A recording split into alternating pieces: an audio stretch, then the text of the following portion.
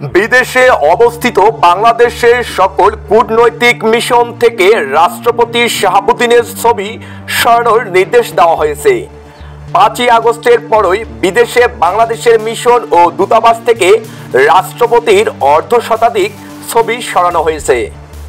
কেন সরানো হয়েছে রাষ্ট্রপতির ছবি বিস্তারিত জানতে ভিডিওটি শেষ পর্যন্ত দেখবেন এবং চ্যানেলটি সাবস্ক্রাইব করে পাশে থাকার অনুরোধ রইল।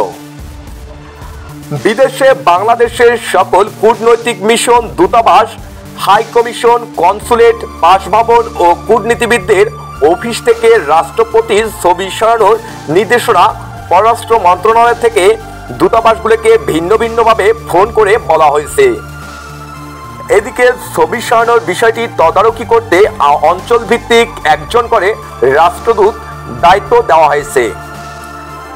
তথ্যগুলো একাধিক দূতাবাস সূত্র থেকে জানা যায়।